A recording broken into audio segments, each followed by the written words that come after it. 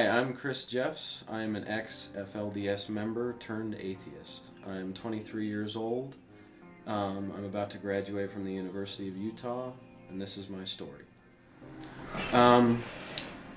Growing up, even as a child in the FLDS church, it was definitely a different experience than most. It's a very cloistered religion. Everyone only associates with those in the FLDS church. You know, you rarely go in contact. I mean, even going to the grocery store, you don't hardly talk to anyone. You look at the ground. I remember going to even the store, renting a movie when I was a kid, and whenever my mom would pay for anything, she would barely make eye contact and like hand them the money, and we'd just walk out and kind of go back into our own world, back up in the compound. Because we lived up at the mouth of Little Cottonwood Canyon when the compound was still there.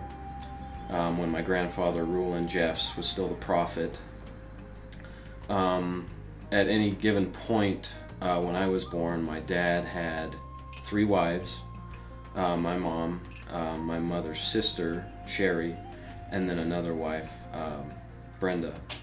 And, you know, growing up, it's a very hard lifestyle because you have a dad that has to give attention to, at any given point. My dad had 20 children, and when I was young we had 16. So when you have a dad that's going literally from house to house, we had a split house. We had the major house, but it was split in a partition in the middle. So my dad would go and stay with my mom, and then he'd go and stay with Sherry, and then he would go and stay with Brenda.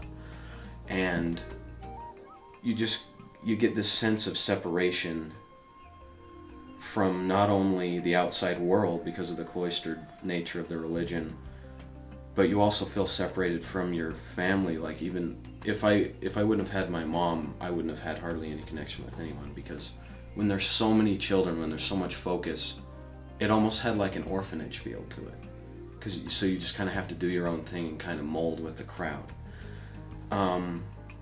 We always went to church. You know, we were always the people that everyone looked at when we went up to church in the compound. You know, we were the Jeffs, we were the big dogs. You know, my dad is actually half brothers with Warren Jeffs, so he's my half uncle by relation. And, you know, Warren was always Rulon's, right-hand man, so the so-called, puppeteer, and later on in life he would gain more and more influence over Rulon in the religious, doctrine and discourse that went on.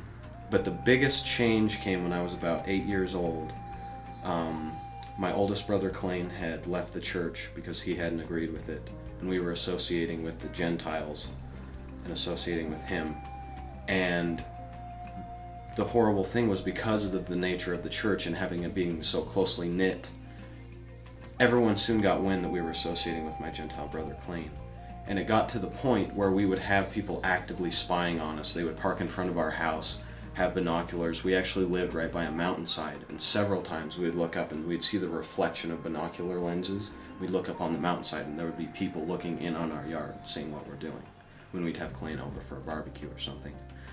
So soon after we were associating with Clayne, my grandfather Rulon Jeffs basically pulls my dad aside and says, "You choose us, or you choose your family. You choose the church, or you can continue to associate with your Gentile, son." Mm-hmm.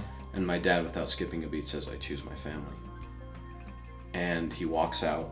My grandfather doesn't say another word. That night, they weld our back gate shut that led to the path up to the compound. I woke up the next morning to go play with my friend Joey, who lived next door, who was actually my cousin. And I go to open the gate, and then I notice, I was 8 years old, so I didn't notice what the weld was, but I walk up, my dad walks up, and he's like, "Yeah, they spot welded it shut." Utter silence from the church after that. They might as well have flipped a switch. So, needless to say, after that, we didn't feel very comfortable living there. So, about 2-3 weeks later, we put our house on the market, and we try and sell it, and we all realize that this way of life that we've been living has effectively come to an end, because we can't really associate with it. And my family, my mom, all the other sister wives, they're kind of in a panic mode, because it's like, we have to change everything right now, and we can't go back. And only after we had moved away had I found out that my mom came forward and said that my grandfather had also come to her and the other sister wives as well and told them, you need to leave your husband, he's going to hell, you need to come back to this church and we can save you. And all three of my dad's wives clearly stated, no, we're staying with him. And so that was the first big step. We moved away. We moved to Sandy, Utah, when I was in about 4th grade. And luckily for me, I was at a young enough age to where I had always gone to public school. I never had to go to the private school like all my older siblings had to. So it was just this culture shock, you know, where like my oldest brother Clayne, when he left the church, it emotionally damaged him so much that he got bad and deep into drugs. And my other brother Brent, because he would associate with people in the schools, and the only people that wouldn't judge him for being a crick boy was the druggy kids who were high all the time. And so he associated with them, and it just kind of compounded the problem. And so soon after we left the church, we moved in, and my dad had also been working, you know, as a career with my grandfather, so we got cut off in that regard, so we had to get a new job. So needless to say, we were strapped for money. So we turned to our neighbors who had, you know, approached us when we first moved in. They were Mormon, and they said, hey, if you need any help, you know, food, you know, money, assistance, you know, we can help. But, you know, they kind of held your hand and kind of said, if we help you, you know, we kind of expect you to go to the church and be a part of that.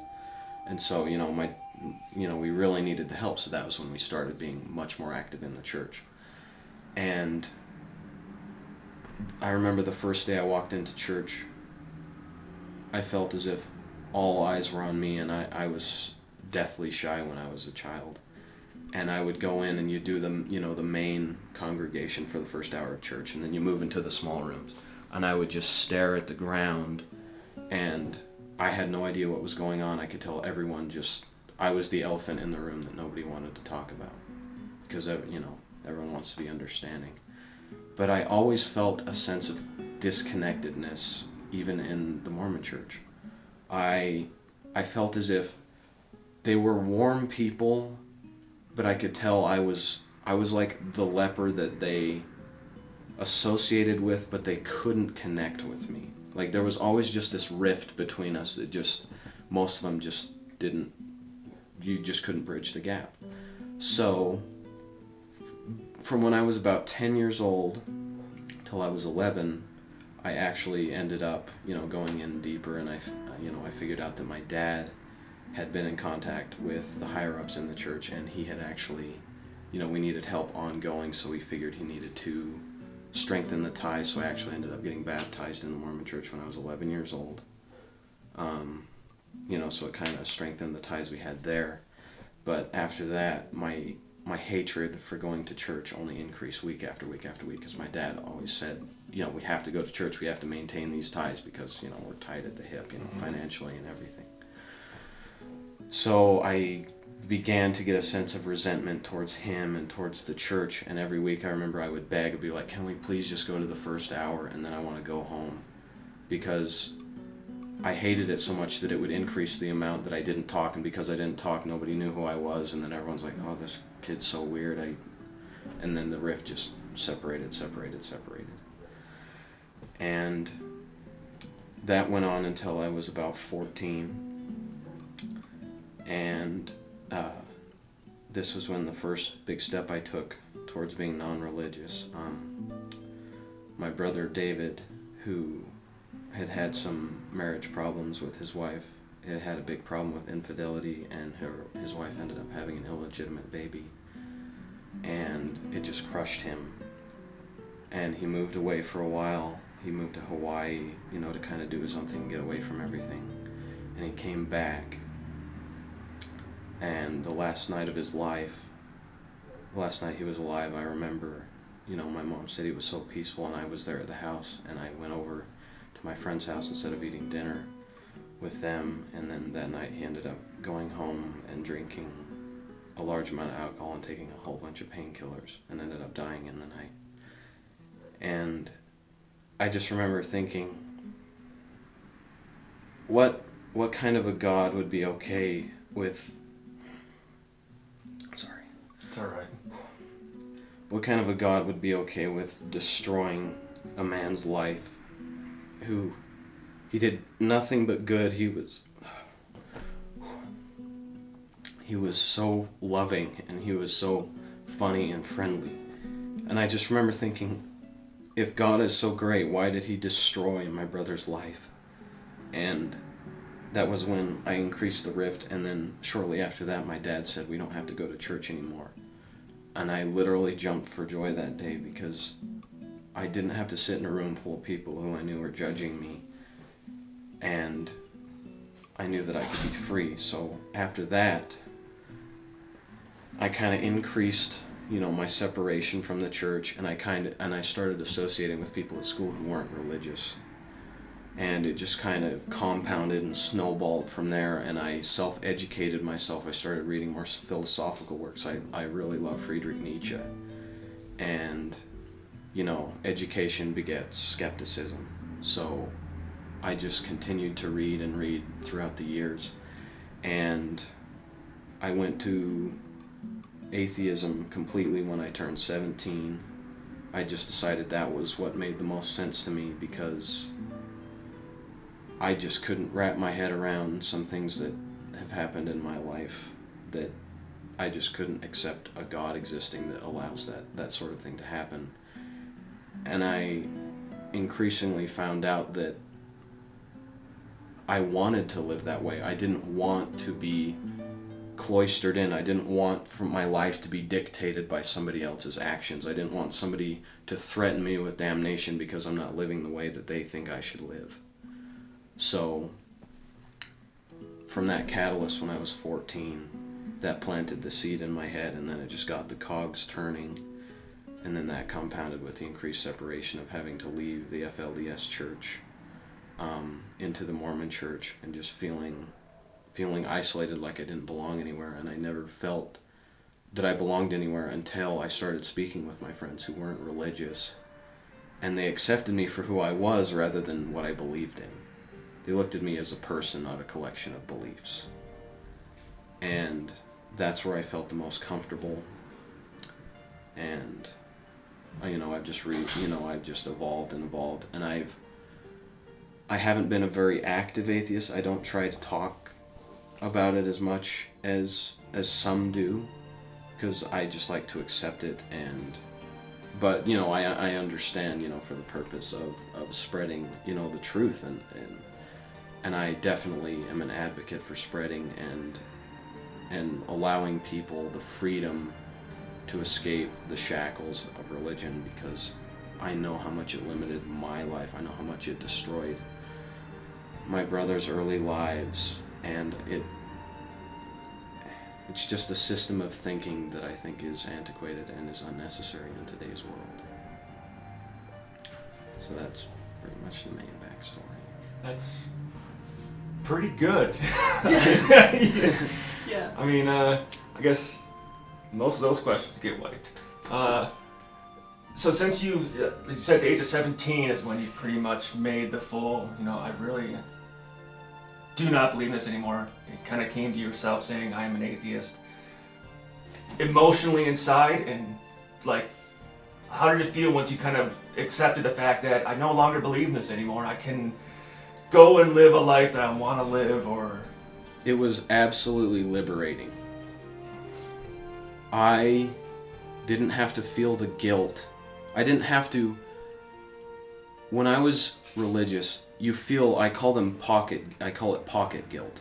Every little action that someone says you shouldn't do, you feel bad for 5 or 10 minutes, half hour, 2 hours. And then you feel better because you're like, oh, God's going to forgive me. When I realized that that was just completely pointless and I was just making games up in my head, it was absolutely freeing.